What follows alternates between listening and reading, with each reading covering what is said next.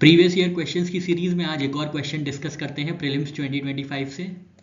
Prelims 25 में आपसे question पूछा गया था 1901 में विष्णु दिगंबर पालुस्कर जी ने गंधर्व महाविद्यालय नाम का एक म्यूजिक ट्रेनिंग स्कूल स्टैब्लिश किया था। आपको इसकी जगह बतानी थी कि कहाँ पे ये स्टैब्लिश किया गया था। तो इसका सही आंसर है ये लाहौर में स्टैब्लिश किया गया था 1901 में।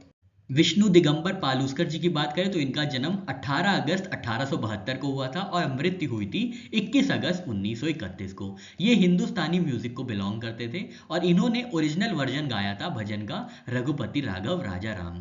इनका कंट्रीब्यूशन नेशनल सॉन्ग में ये है कि नेशनल सॉन्ग की जो आज हम लय सुनते हैं, जो सुर सुनते हैं वंदे मातरम के, वो इन्हीं द्वारा लयबद्ध किया गया था।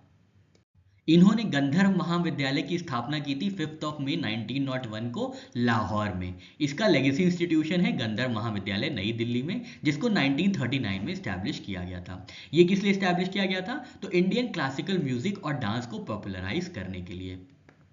कुछ और इंस्टीट्यूशंस की चर्चा कर लेते हैं। तो गंधर्व महाविद्यालय हमने देखा 1901 में लाहौर में स्टैब्लिश हुआ था और ये पहला मॉडर्न म्यूजिक स्कूल था हिंदुस्तानी म्यूजिक को प्रोपोगेट करने के लिए।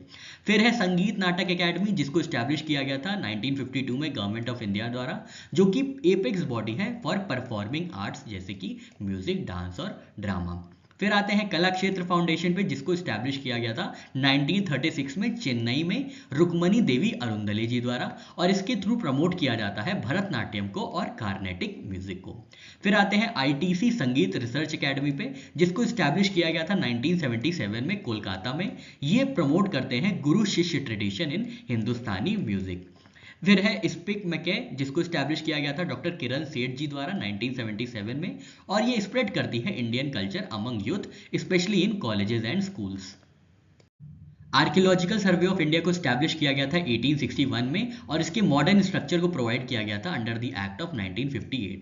प्राइमरली दो एक्ट्स हैं, ancient monuments and archaeological sites and remains act 1958 and antiquities and art treasure act 1972, जिसके अंतर्गत archaeological survey of India safeguard करता है टैंजिबल हेरिटेज को।